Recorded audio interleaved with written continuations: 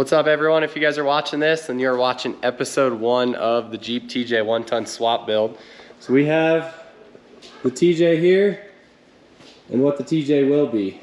So we'll kind of go over the parts list, what's done to my Jeep now, and then what we're doing here. And then this is going to be a series completely dedicated to building the 1-ton TJ, coilovered and everything from start to finish. There's not really anything like that online, and it's definitely a lot of work and a lot of geometry, so hopefully this will simplify some of you guys' lives. But let's dig into the yellow Jeep here, and then we'll go from there. So this is actually the first vehicle that I've ever owned, was this Jeep here, and we built it from stock. Right now it is running 16-inch wheels, 35-inch tires. It has a 4-inch zone short arm lift that is probably at least 10 years old. And then it has an 1.25-inch body lift. Flat fenders, I custom built. Bumper, I custom built. Gotta have the Jeepers Creepers license plate because that's the theme of this Jeep now.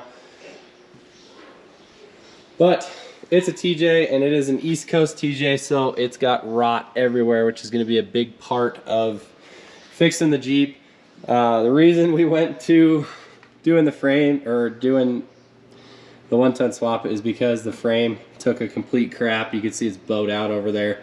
And I've had the 1-tons for years, so I finally was like, you know what, we'll just put the 1-tons on. But this is just a stock 4.0 Sport short arm Dana 30, Dana 35 setup.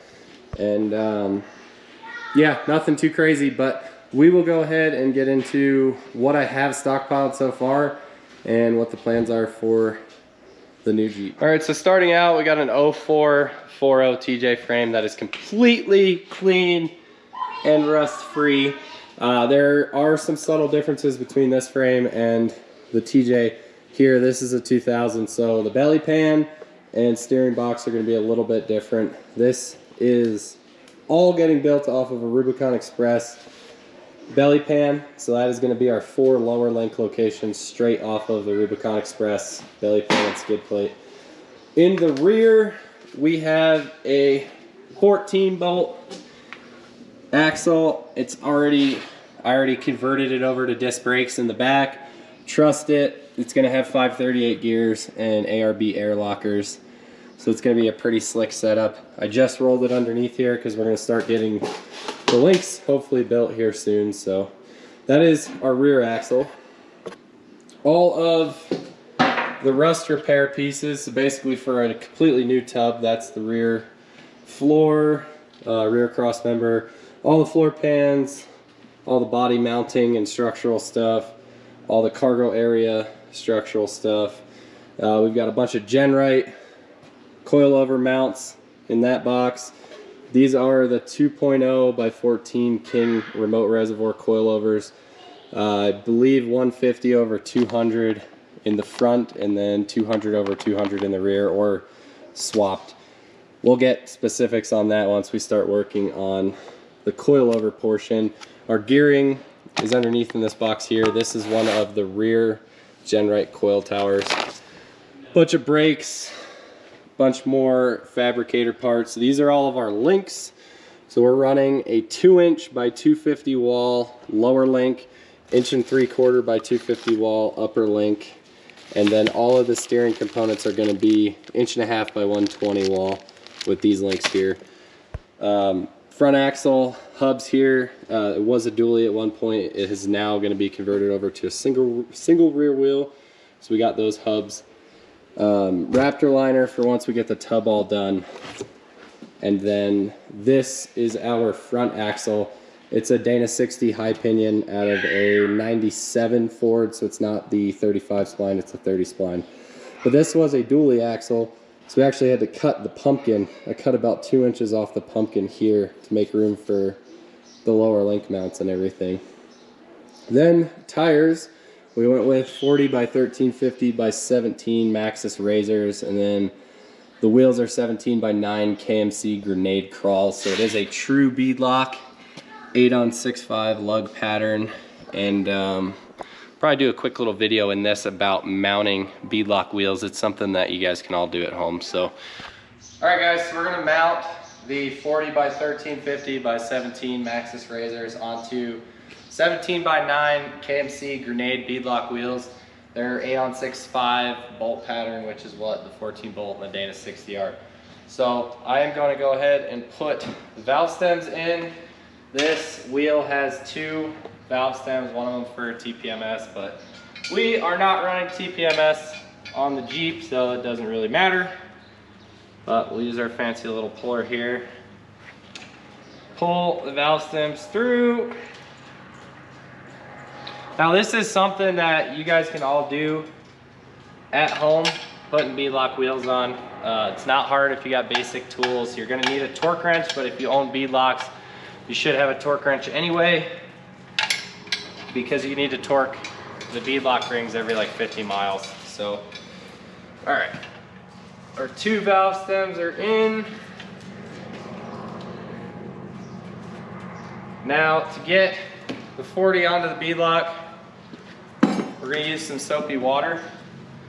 Just get the outer ring of this tire covered in soapy water. And then it's just a matter of finagling it onto the wheel. Now this wheel's sitting on a 5-gallon bucket with a battery in it. And that just gives it a little support as we push it on.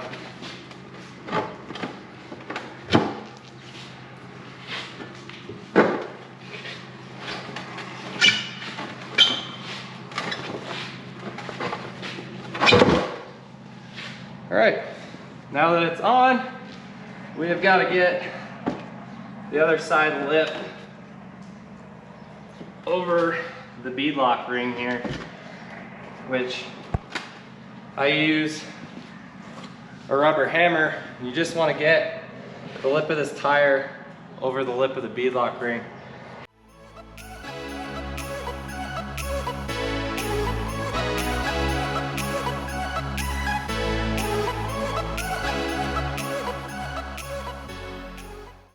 All right, so as you can see, the tire is sitting on the other side of the beadlock. So now we'll get our beadlock ring. I like to align the KMC logos with the valve stems, just so it's easier to see them when you go to air up and air down.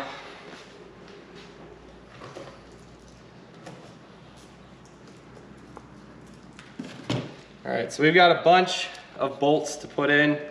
I'm just using some assembly lube. It's kind of like ARP torque lube on all the bolts. You guys can use grease or anti-seize or whatever you would like. But I would definitely put something on them. That way you can get a true torque reading and they don't get all messed up.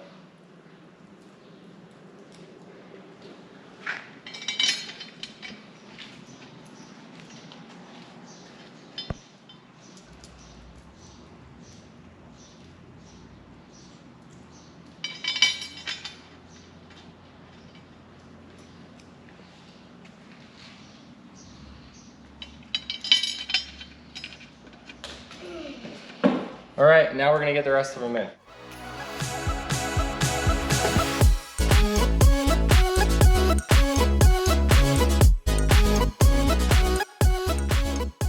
All right, so now that we got all our bolts in, we're gonna very gently use an impact tool. I mean gently.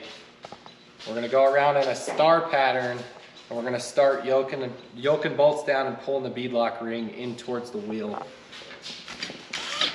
Now you see we're not going any crazy on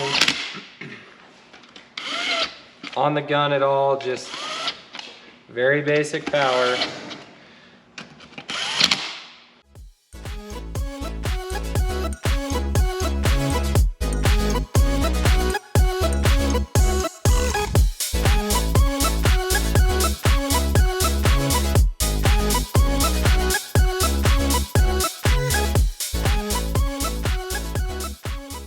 Alright, now we're going to move over to the torque wrench.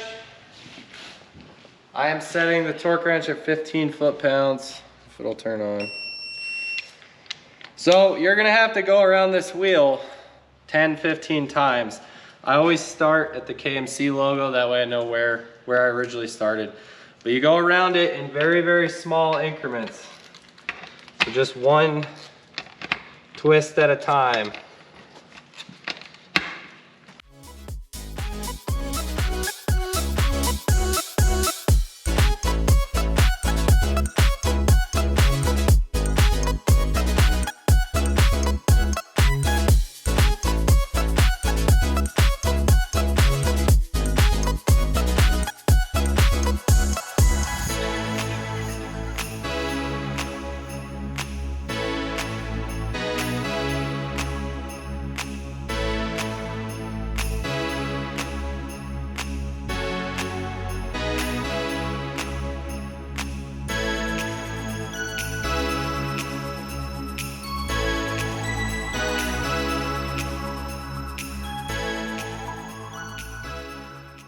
All right.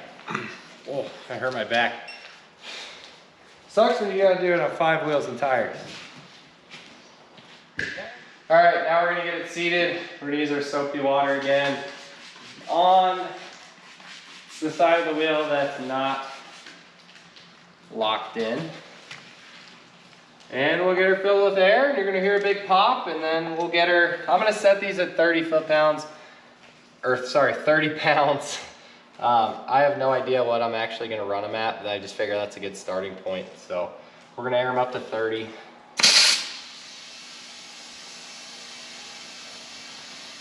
All right guys, these are the 40 by 13, 50 by 17 Maxxis razors with the 17 by 9, 8 on 6.5 KMC grenade crawl wheels. Really, really like them. But that's how you do a bead lock on your own. It's not too hard, so we'll keep plugging away at the 1-ton Jeep build. Make sure you guys comment, like, and subscribe. It's gonna be a long process, bunch of episodes, but you guys are gonna get a ton of knowledge out of it. So yeah, we'll catch you guys on the next episode.